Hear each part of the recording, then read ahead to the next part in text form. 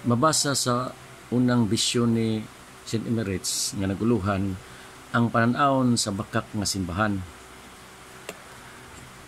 Ang mga panan-awon ni Emeritus naghulagway sa usa ka umaabot diin mutungha ang usa ka bakak hinimo sa tawo nga simbahan.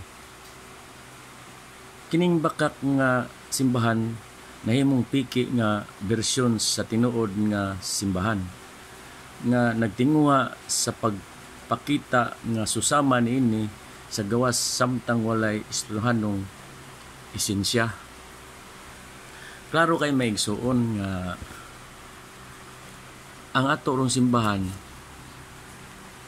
nakasuod yun ang mga piki yun nga pagsimba.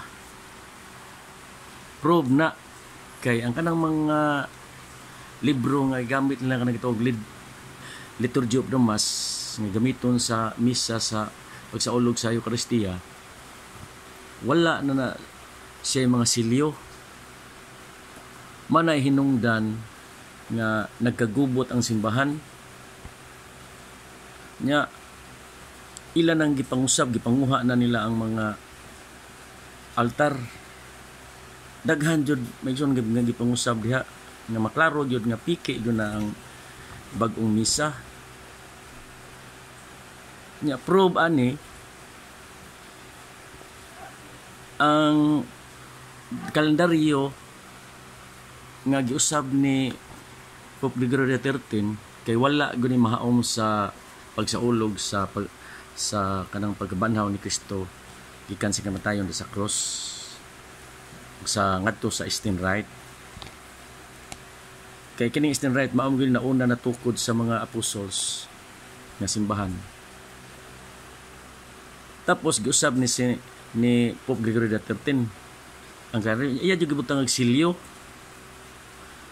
Mao sa na ang mga Liturgy of the Mass kanang mga sacred books nga gigamit sa misa. Naa gyud na siya mga silyo katong mga karaan nga misa katong traditional Tridentine Latin Mass na yung mga silyo. Mao to hinungdan wa jud magkagubot ngadtong panahon na ang mga simbahang Katoliko. Nya prove ana kining kalendaryo nga giusab ni St. Gregory XIII nga iya si kining gisilyuhan gibutangan nagniag yung bowl BULL nga sulat sa papa nga pula og tingga nga silyo.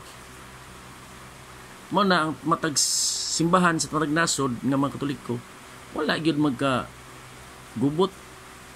Ang nagkagubot ra gyud ang kanang mga dili Katoliko kay nang nasuko sila nga nganong gikuhaan sila sa adlaw kanang ilang kalipay. Mao na ang lugar ng kanang Frankfurt mao na nagrayot sila ng panahon na. Pero ang mga simbahan nga Katoliko gyud kay na may silyo valid man.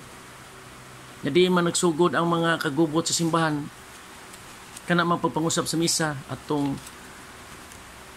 Konsilyo 1962 nahuman sa 1965 di klaro kay na maigsuon nga ang kanang atong simbahan karon gilingkuran na gyud na sa yawa, dili na gyud ang Ginoo diha.